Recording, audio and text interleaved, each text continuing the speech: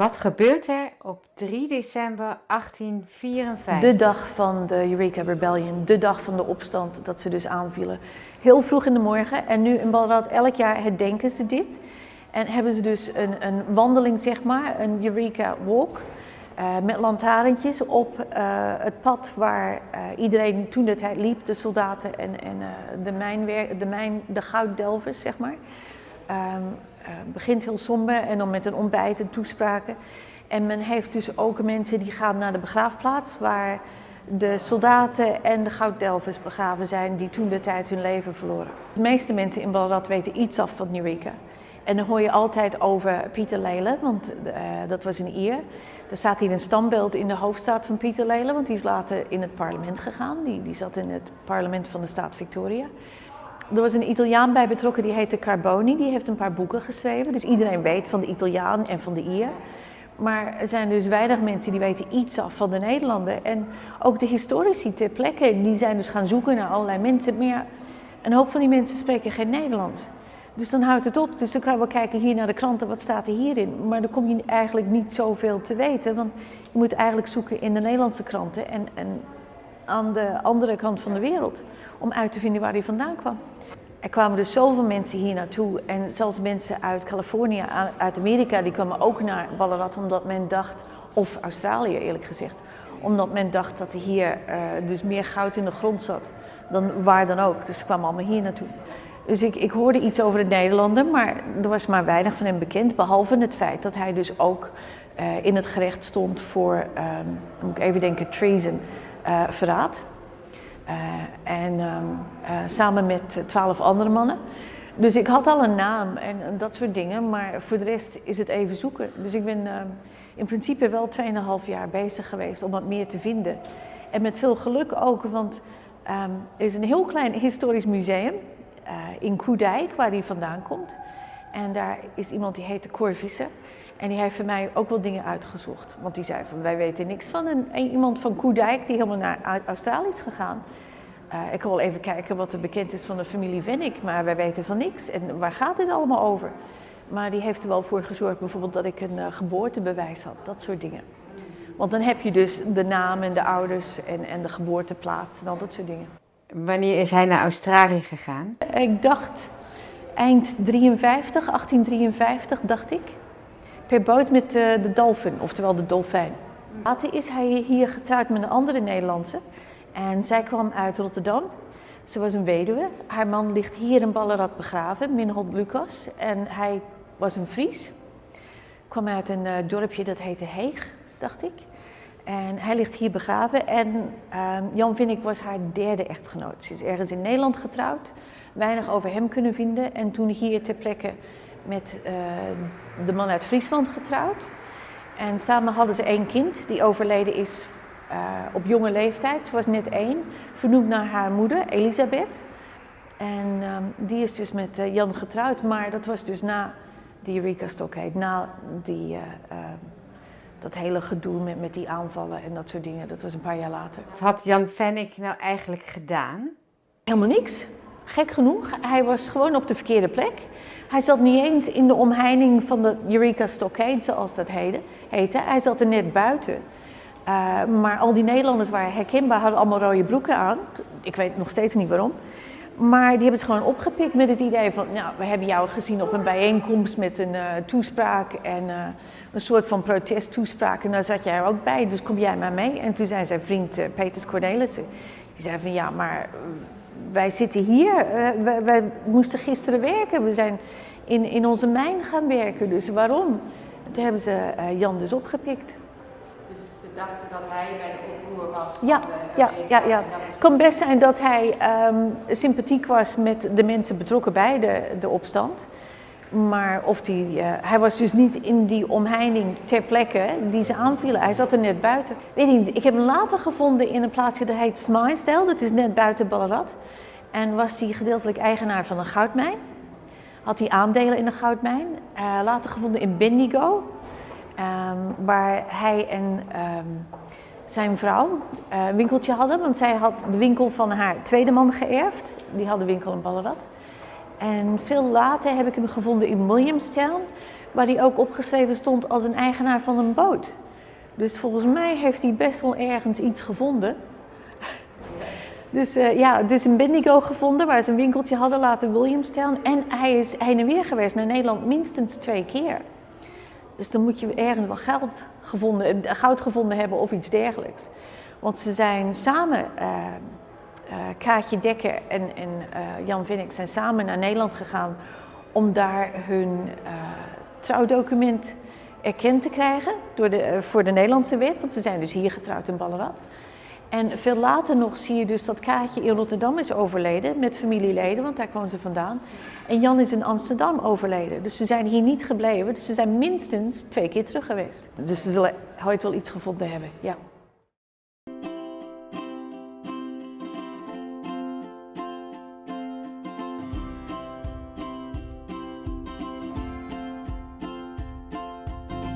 Wat blief? Met Martijn en Madelief.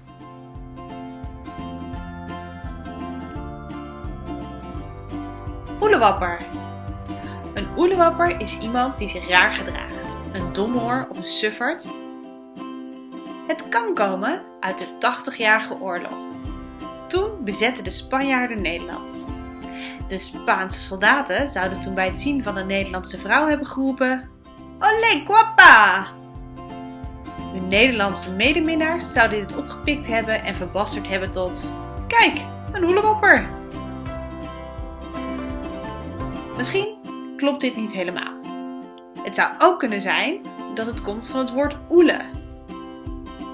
Dat betekent, dat kun je denken, mooi niet. Of van het Limburgse woord oelig, wat betekent klein of groot. En het woord wapper, in de zin van slungel. Een slungelende wapper. In het Fries betekent oelewapper overigens grote nachtvlinder. Niet vreemd als je bedenkt dat oele ook een dialectwoord is voor uil. Een andere verklaring wijst naar het Sittardse oelewapper, een pottenbakker. Van het woord oele, aula, olla, wat betekent pot. Het tweede element van het werkwoord wapperen, fladderen. Een pottenbakker is iemand die met zijn wapperende handen gestalte geeft aan het maken van een kruik of pot. Hey, oelewapper!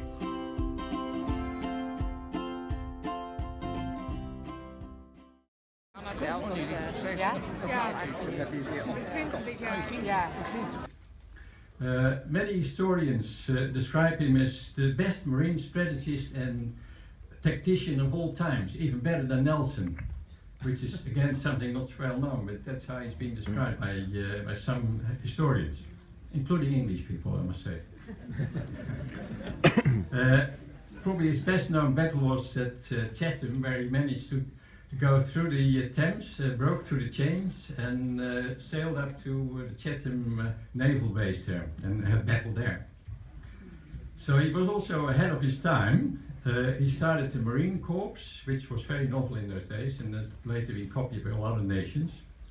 He had a priest on board for guidance for his sailors, and for fallen sailors he arranged for financial support.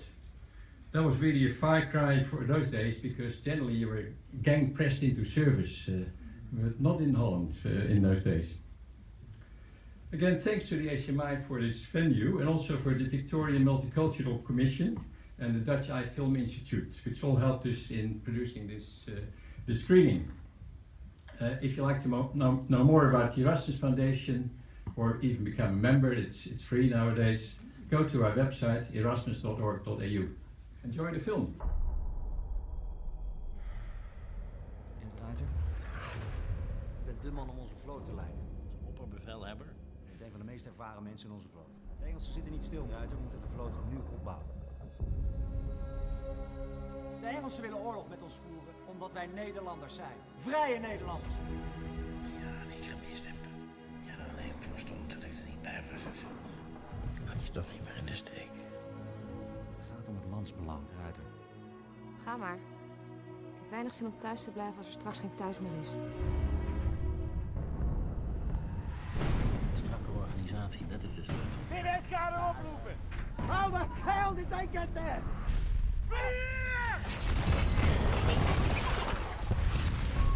Onze vloot heeft een Engelse flink pak slaag gegeven. The Reuter lured you into a trap. Dus die de Ruiter is inderdaad zo goed als dat ze zeggen. Een mooie overwinning voor Johan de Wit. Het gevaar komt van de prins gezin. Ja, maar de Engels definitief op de knieën dingen. And the Prince of Orange, William III. U kunt een beslissende rol spelen. U bent niet voor niets de neef van de Engelse koning.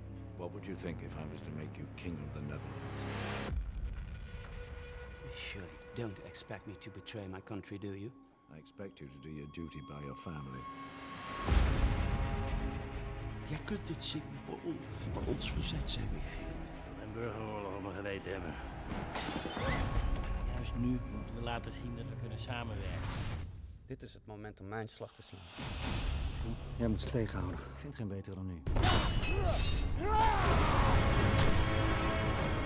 Voor zo'n man wil je je leven nog een keer op het spel zetten? Voor een man die nog nooit heeft bedacht hoe het voor ons is en onze kinderen. Juist voor jou, juist voor de kinderen. Begrijp dat dan.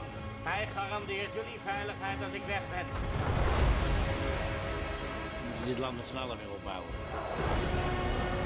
Dit is onze belangrijkste troef, Michiel. We kunnen onze vrijheid alleen beschermen als we ook willen vechten voor die van een ander. Kom op!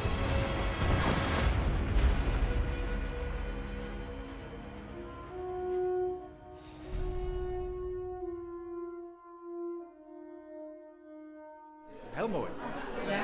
En ook getrouw ook tot de werkelijkheid. Oké, dankjewel. Dus wat was er zo speciaal aan de film? Nou, hij is altijd mijn hero geweest. De lagere school. Ik kom ook uit Vlissingen. Dus zo doen we. Dus je wist zijn verhaal ook? Oh ja, ja, ja. Wordt het veel uitgelegd in Nederland? Ja. Althans, toen de tijd, toen ik op school zat. Ja, ja. Het was geschiedenislessen. En want hij was een touwmaker en toen hij klein was. Een blauw geruite keel. Daar komt het liedje vandaan. Hij draaide aan dat grote wiel. Okay. Ik vond het uitstekend, vooral die starter met al die schepen. Dat was prima gedaan. Hele bekende artiesten. En nou, ik zou hem echt wel aan willen recommenderen aan andere mensen. Want de spelers waren fantastisch. En het is geschiedenis. Dankjewel.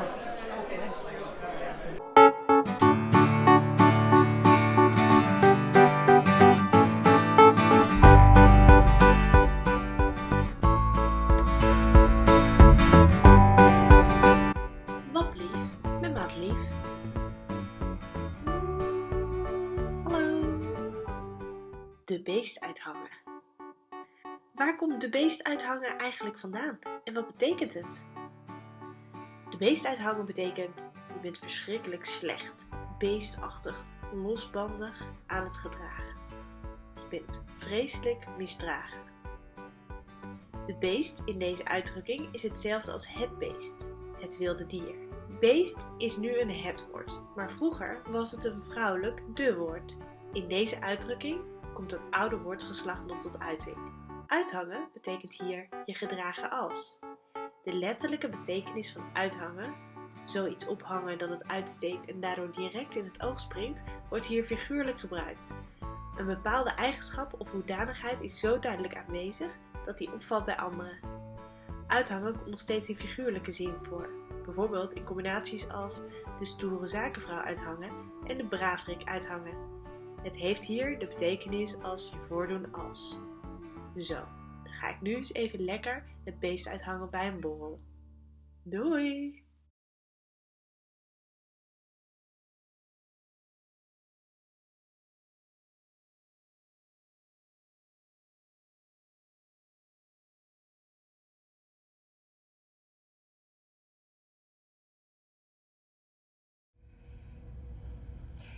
If you knew that you would be getting diabetes in a few years' time, if we knew that we'd be getting cardiovascular problems or even cancer. Now, I'm not trying to be a downer here, but let's face it, these are issues we are all going to have at one stage in our life. So, if we knew, what would we do? Would we sit there waiting until we get sick and then take medication to get better and hope for the best? Or would we do something about it now to prevent it from happening? Now you'd be saying, Nora, really, what a stupid question. Obviously you will do something about it. Is this the best you have? Well, my question isn't really that stupid. In fact, 97% of public expenditure goes towards curing disease, and only 3% goes towards preventing it. 97 versus 3%. It's crazy in a world where technology reigns that we're walking blindly into disease. Really, really crazy. And what makes it worse is that our population is an aging population. This problem is only going to get worse. We are brainwashed to accept this system, walking into disease. Governments around the world will not be capable anymore of sustaining such a system. And for those of us who try and do something, we usually go to health stores or turn to the internet, and we're in a complete unsupervised way, unregulated way, we're hit with an overload of information, driven by two things, marketing and miracle promises, both of which are actually more harmful. So what's the solution? Obviously, we can't take drugs in advance to prevent things from happening because they have huge side effects. Well, my name is Nora Caldi. I'm the founder of Neuritas.